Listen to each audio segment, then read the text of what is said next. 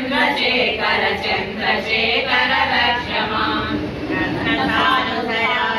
व्रजताद्रिशृङ्गनिकेतनं सिंहिणीकृतकण्डलेश्वरमच्युतानलसायकं क्षिप्रदण्डपुरद्वयं त्रिदिशालयैरभिवन्दितं चन्द्रशेखरमाश्रये मम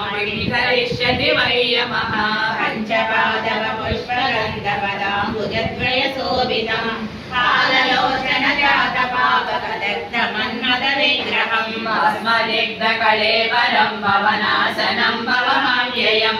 मर्तवारणमुख्यचर्मकृतोत्तरीयमनोहरं पङ्कजासन पद्मलोचन पूजिताग्रिसरोरुहं देवसिन्धुतरङ्गसीकर सिक्तशुभ्रजटाधरं यक्षराजसकं सुभगाक्षरं भुजङ्गविभूषणं शैलराजसुतापरिश्रुतचारुवामकलेवरं श्वेलनीलगरं परस्वरधारिणं मृगधारिणं कुण्डलेश्वरकुण्डलं वृषवाहनं नारदादिमुनीश्वरस्तुतवैभवं भुवनेश्वरम्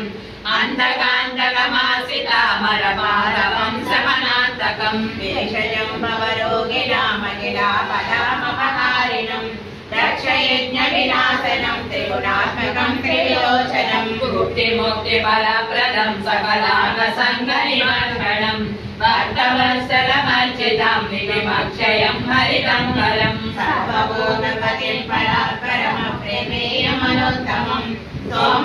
सोमवारिणभूतासन सोमपाणिनकृतिं विश्वसृष्टिविधायिनं पुनरेव पालनतत्परं संहरन्तमभिप्रपञ्चमशेषलोकनिवासिनं क्रीडयन्तमहर्निशं गणनाथयोगसमन्वितं चन्द्रशेखरमाश्रये मम किं करिष्यति वै यमः मृत्युभेदमृगण्डुसूनुकृतसमं शिवसन्निधौ यत्र गोत्र च यावते सैलस्य मृत्युभयं भवेत् पूर्णमायुरलोकतां